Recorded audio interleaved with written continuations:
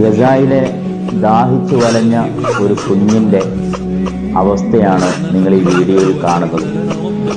എല്ലാം നഷ്ടപ്പെട്ട ഗസായിലെ മനുഷ്യർ സ്വന്തം നാട് വിട്ട്, സ്വന്തം വീട് വിട്ട് അവർ ഇപ്പോൾ പലായനം ചെയ്തുകൊണ്ടിരിക്കുകയാണ്.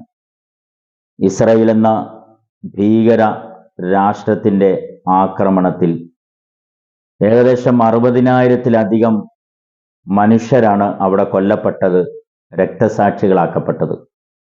ഒരുപാട് കുഞ്ഞുങ്ങൾ വിശന്ന് പൊരിഞ്ഞ് മരണത്തോട് മല്ലടിച്ച് അവർ ജീവിതം മുന്നോട്ട് കൊണ്ടുപോകുന്നു. ധാരാളം മനുഷ്യർ വിശന്ന് പൊരിഞ്ഞ് മരിക്കുകയും ചെയ്തു.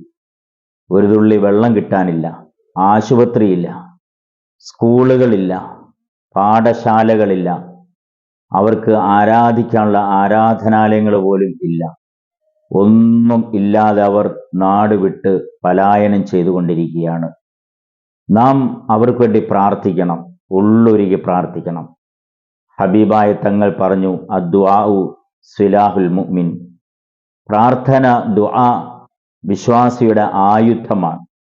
നമുക്ക് ഉപയോഗിക്കാവുന്ന ഏറ്റവും വലിയ ആയുധം ആ മക്കൾക്ക് വേണ്ടിയുള്ള ഉള്ളൊരുക്കിക്കൊണ്ടുള്ള ദുആയാണ്. എല്ലാ നമസ്കാരത്തിന് ശേഷവും ഓരോ വിശ്വാസികളും പ്രാർത്ഥിക്കണം. പ്രത്യേകിച്ച് ജുമായ്ക്ക് ശേഷം നാം പ്രാർത്ഥിക്കണം. തഹജ്ജുദ് നമസ്കരിക്കുന്നവർ തഹജ്ജുദിനു ശേഷം അവർക്ക് വേണ്ടി നിർബന്ധമായും ദുആ ചെയ്യണം. കവാടങ്ങൾ തുറക്കപ്പെടും. പ്രാർത്ഥനയിലൂടെ വിജയത്തിൻ്റെ, രക്ഷയുടെ കവാടങ്ങൾ തീർച്ചയായും തുറക്കപ്പെടും.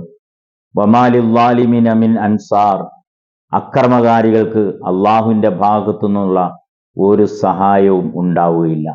നാം ദുആ ചെയ്യുക, പ്രാർത്ഥിക്കുക. അള്ളാഹു ഗസായിലെ മനുഷ്യരെ രക്ഷപ്പെടുത്തുമാറാകട്ടെ.